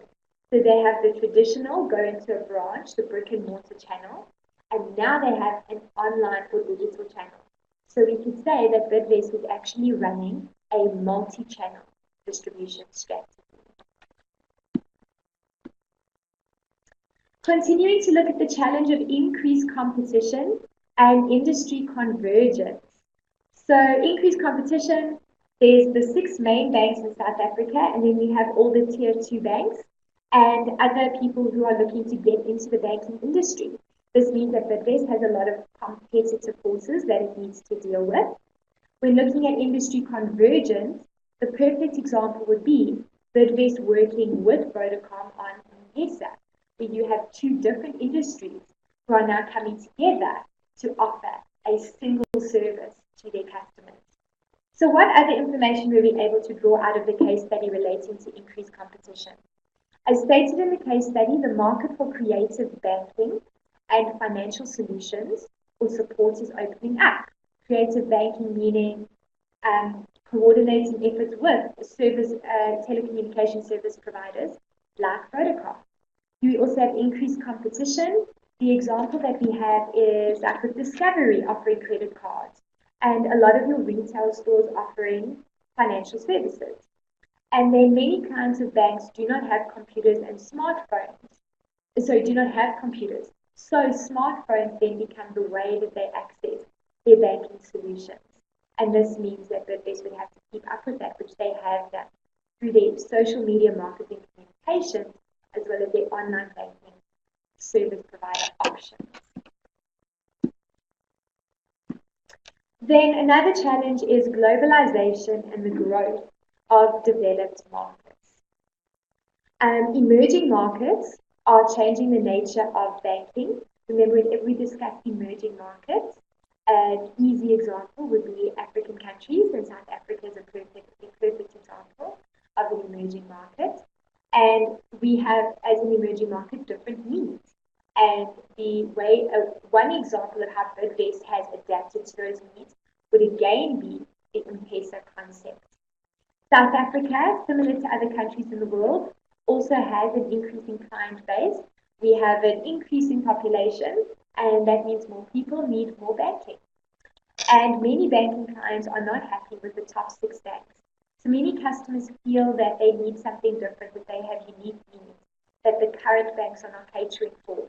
And that is then fits in perfectly with Bidvest customized banking or their niche marketing strategy. And having convenient access to banks allows clients of Bidvest Bank, similar to those of the other top 6 banks, anywhere in the country or continent, to conduct their banking business or get professional advice because of the additional services that Bidvest is offering. If we look at globalization, we can look at the fact that Bidvest clients are traveling all over the world. And that means that Bidvest needs to be able to offer them services that allow them to conduct those travels in a convenient way. Another challenge is heightened environmental, community, and social concerns. So it is a global trend that is being reflected in the South African market as well. Bidvest clients are concerned about the environment. They're concerned about whether Bidvest is empowering and uplifting and benefiting the community at large. So with more people becoming sensitive and aware of the community where we live and the importance of conservation and supporting special causes, Bidvest banking clients are increasingly raising their voices or concerns through social media about the level of social or corporate responsibility of banks. What can Bidvest do? One way that Bidvest has addressed this challenge is through initiatives like M-Pesa, where they are bringing banking and financial services to rural areas and empowering people who previously didn't have access to those types of services.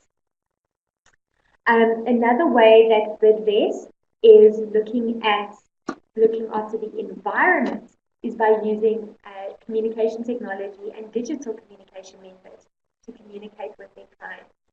So this means that their clients can be informed and that they'll be accessed through channels that are less environmentally damaging. And then a major challenge for Bidvest and all banks is severe economic recession. From our case study, how is Bidvest Bank dealing with the challenge of South Africa's current unstable and in sometimes negative economic conditions? So South Africa, with its recent downgrade in the ratings by the different rating agencies, is a good example. And Bidvest then has to make sure that their customers have access to sound financial advice. So customers, again, if we go back to what we looked at question 1, it reduces the perceived risk that customers have because they feel that they're investing with someone who's offering them sound financial advice. And in these markets, Bidvest has high levels of market penetration. So this shows that Bidvest is very capable of overcoming poor economic conditions and offering customer services that can satisfy their needs in those conditions. And finally, even those that cannot afford most banking services are finding ways to bank through Bidvest. For example, with things like M-Pesa and other value for money offerings that Bidvest is able to offer.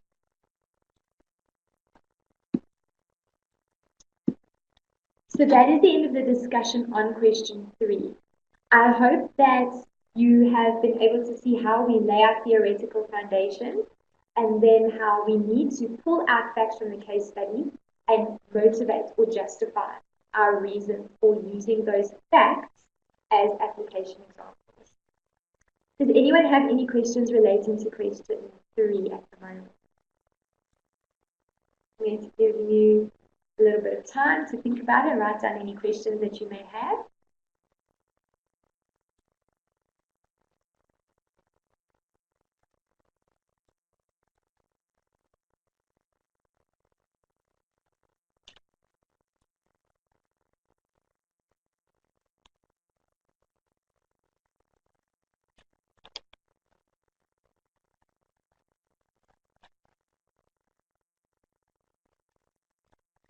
I am happy to see that we have some positive responses. I'm glad that this session has aided some of you in identifying how to just improve your overall skills when it comes to answering your application question.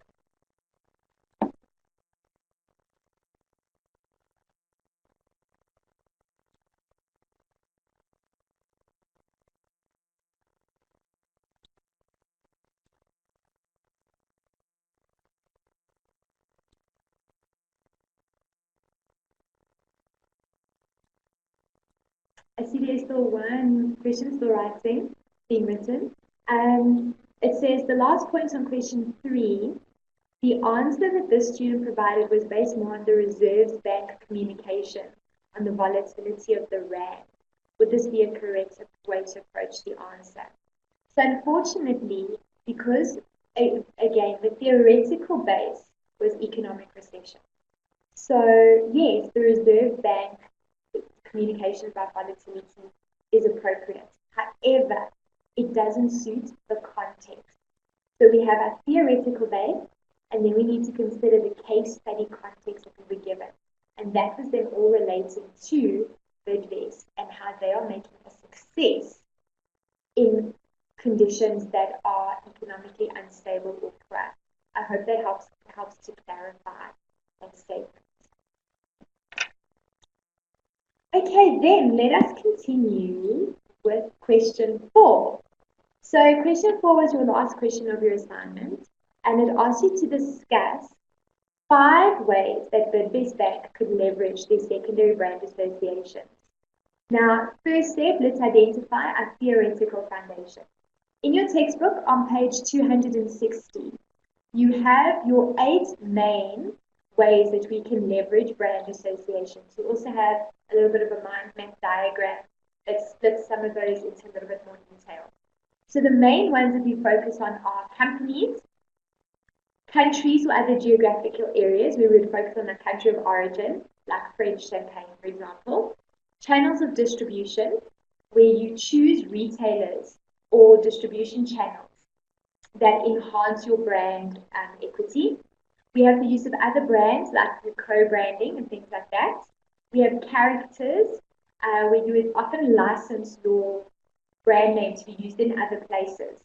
The best example that we have of licensing is all the Disney characters that we see on children's clothing throughout all the different retail stores. So Disney characters are on children's clothing from Pep to Woolworths. And the reason for that is because each individual retailer pays a licensing fee to use the Disney characters. Then we also have spokespeople, so using endorsers. We could use the sponsorship of different events, and we could also use third-party sources. So a number of these, again, would have been applicable, especially depending on what outside research was conducted. So again, remember, I am purely using the case study so that we all have the same source information. Many of you would have found other information from other sources, and then you would have probably used other leveraging aspects.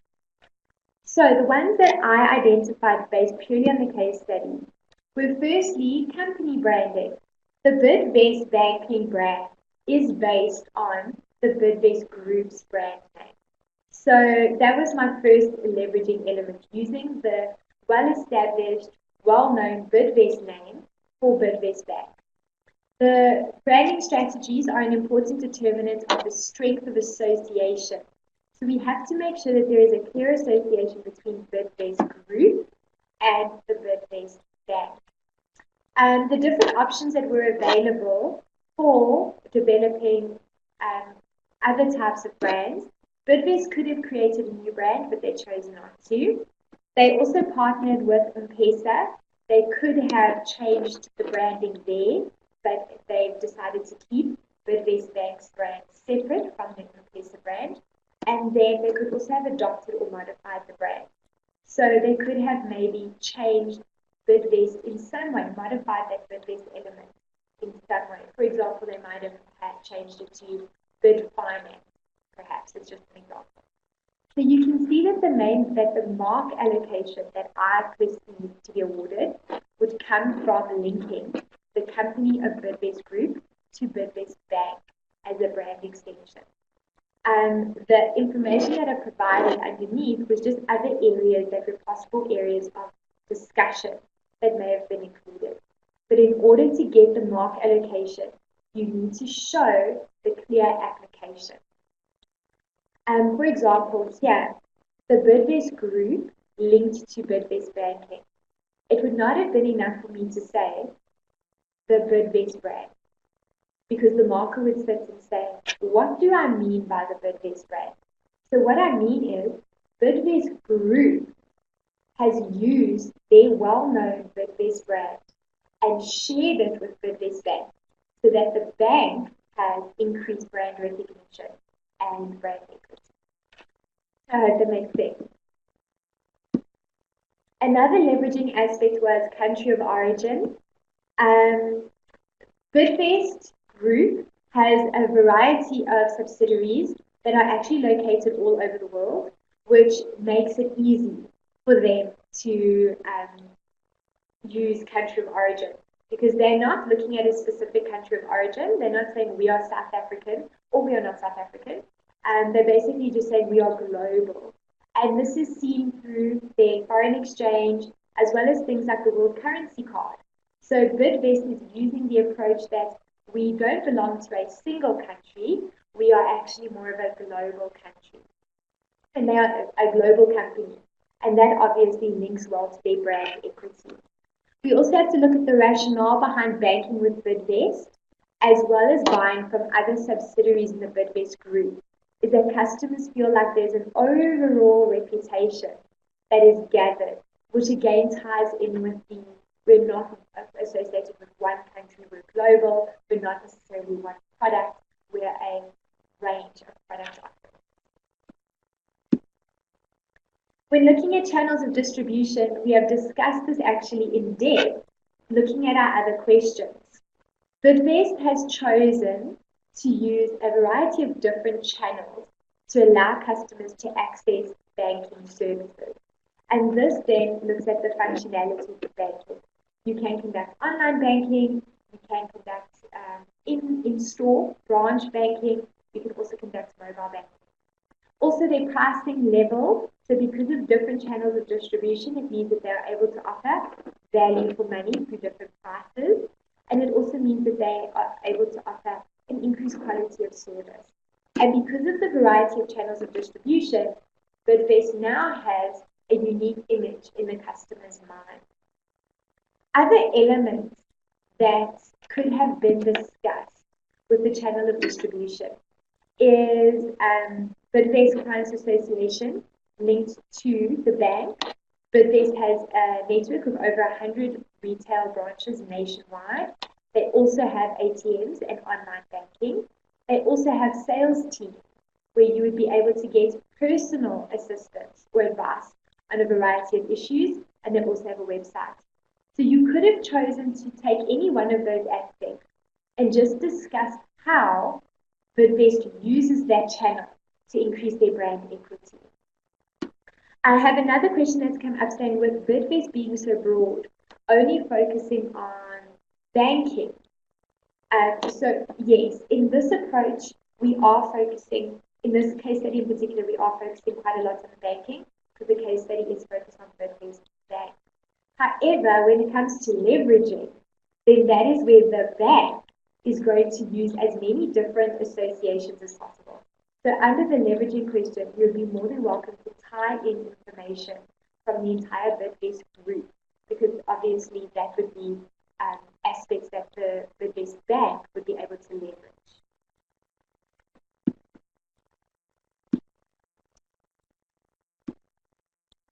Then looking at co-branding. Of course, Bidvest, in our case study, has used co-branding. The best example that we have is Bidvest and the Bidvest group, so the bank and the group. That's the co-branding example. And then we also have Bidvest Bank with Vodacom, working together with them for M-Pesa.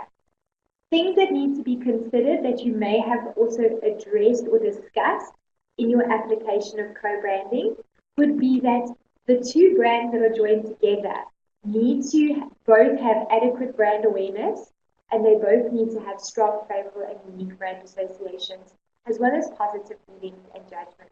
You want to bring two brands together that are going to enhance and support one another.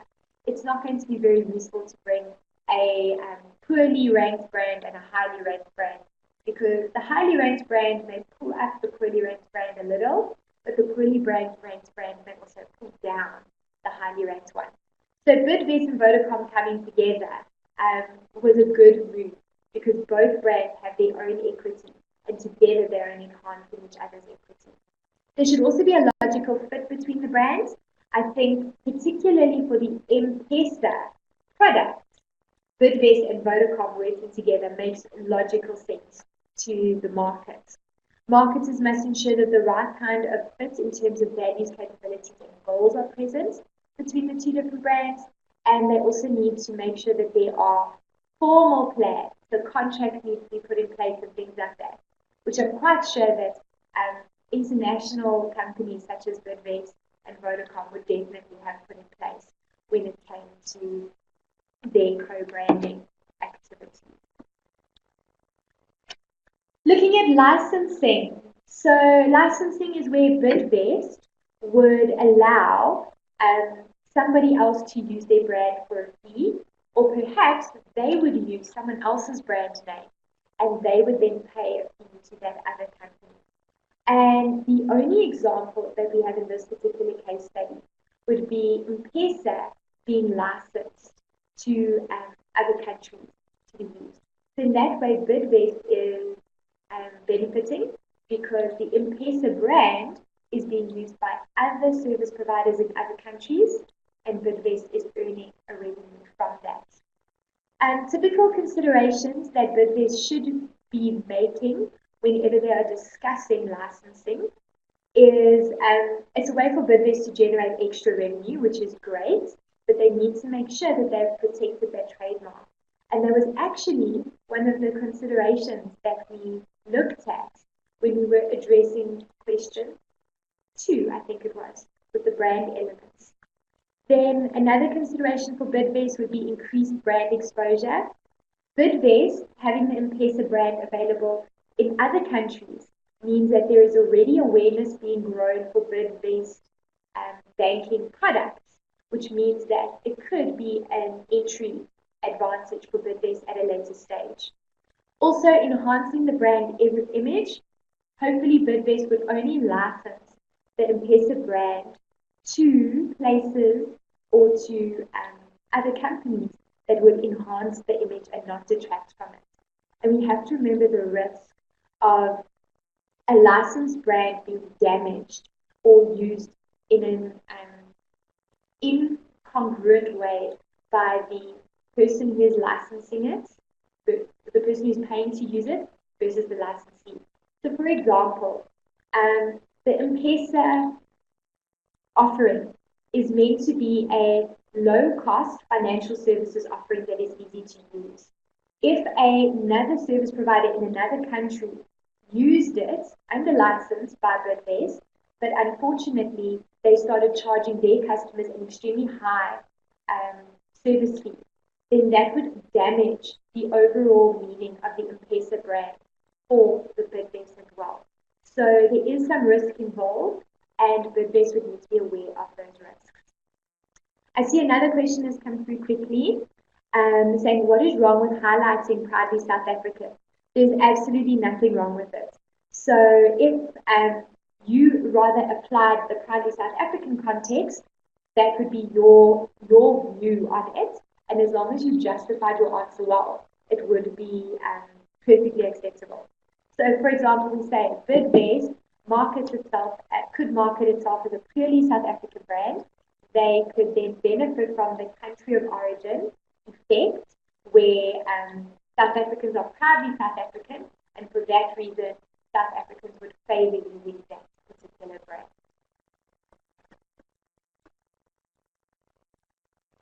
Then moving on to another leveraging arm that Bidvest could have used, and that would be celebrity endorsers.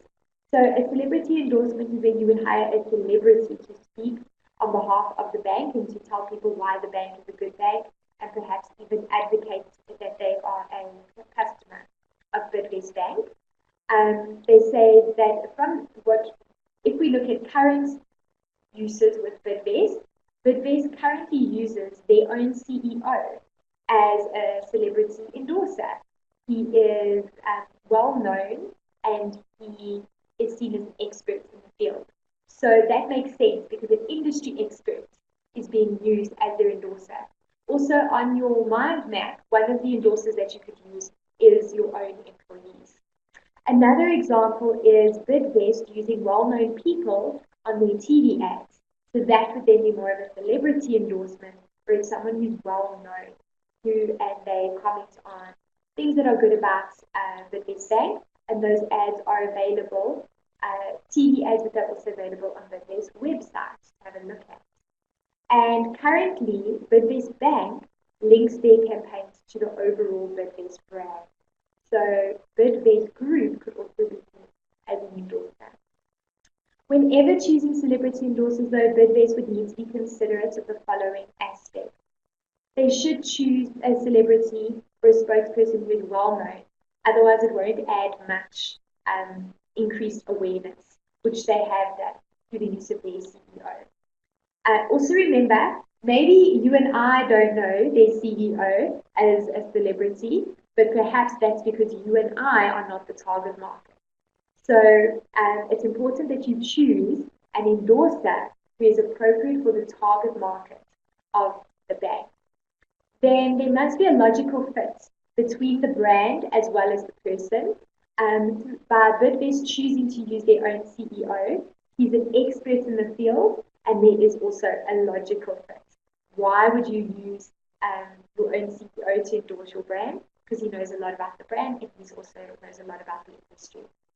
And then finally, you should also use the celebrity in a creative way.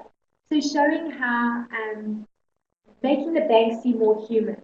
So perhaps using the CEO as the spokesperson is because they want to put a human face onto the bank so that people feel like they are dealing with a human person rather than a banking institution.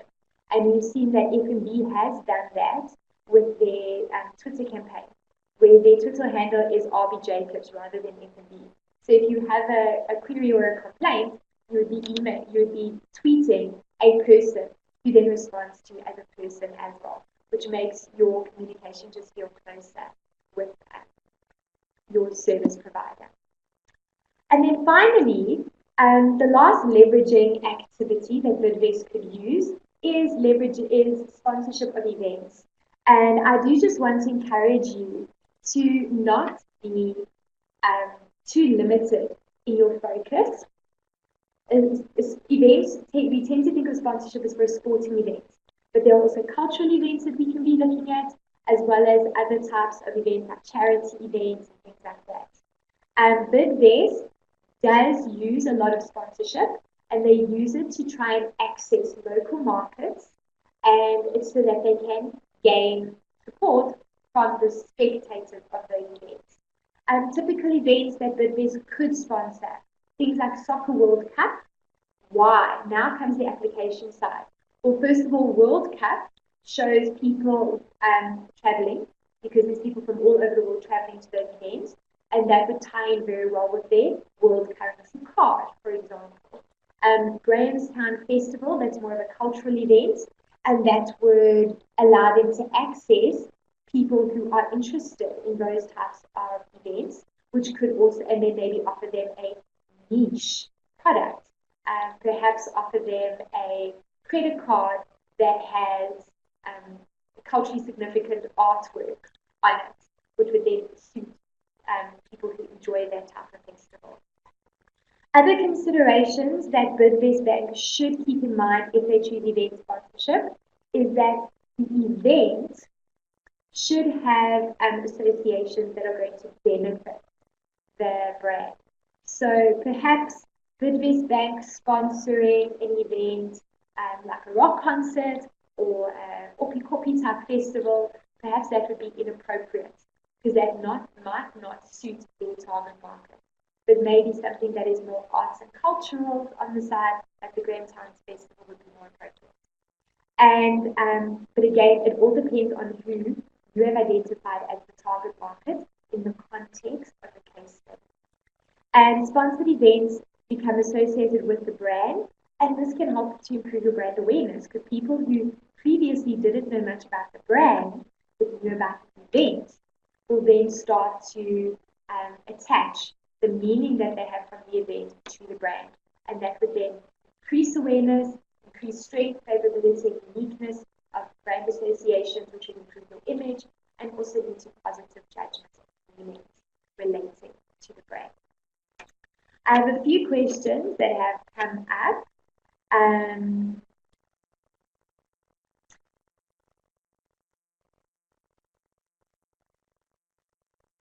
Yes, so we have a question relating to using the CEO as a spokesperson.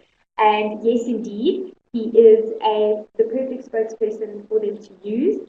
And the marks would come then from your ability to explain why you would want to use him and how he's a good spokesperson. So saying how he's a successful entrepreneur suits the image of the Bidvest Bank as being an entrepreneurial bank that is offering you a unique solution. So that would be great. Also, another question in looking at leveraging, asking whether you were expected to look at what the bank is not yet doing or whether you should highlight what they're already doing.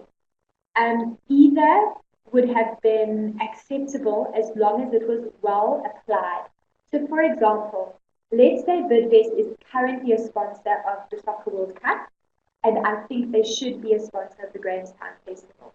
I would say they're currently a sponsor of the Soccer World Cup, which is a good way for them to market their world currency card because it's advertised to people all over the world. Great.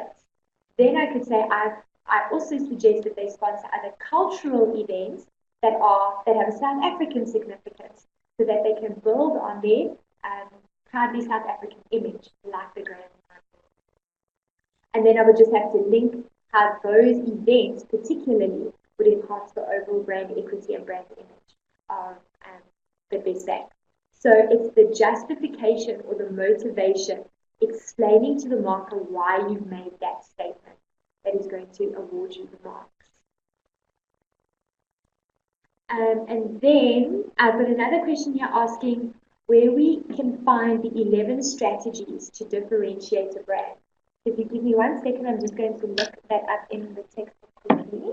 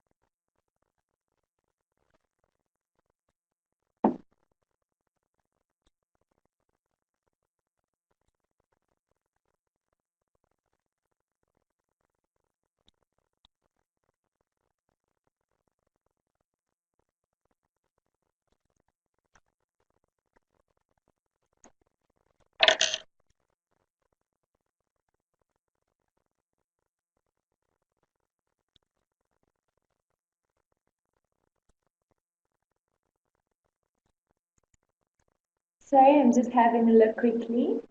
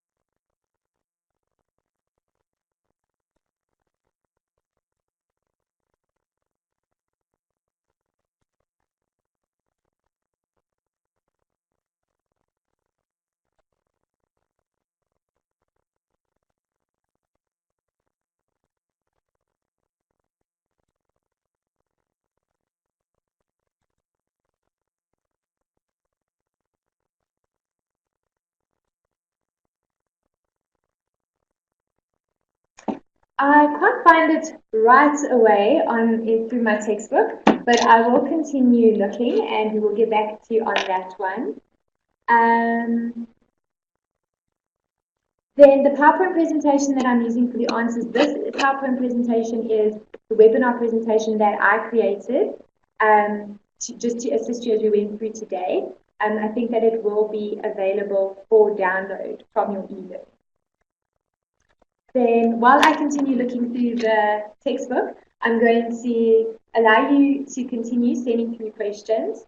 I'm not going to be addressing any new content, so we've addressed the different questions and the best answering techniques that I can think of to guide you in assisting you in improving with your future assignments and exams. I do just want to encourage you. Sometimes as students, if we get a bad mark on an assignment, it discourages us. But assignment where you get 100% never teaches you anything. And often the assignments where we perform at our worst is the assignments that provide us with the biggest learning opportunity for us to improve our skills overall.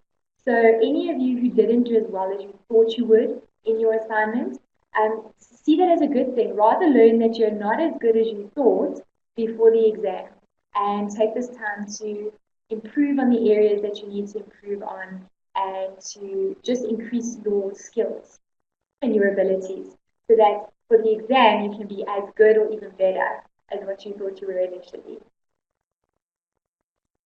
Anyone who wants to leave, you are welcome to leave now. Thank you for sharing your Sunday morning with me, and I hope that you found the webinar insightful. Thank you. Bye.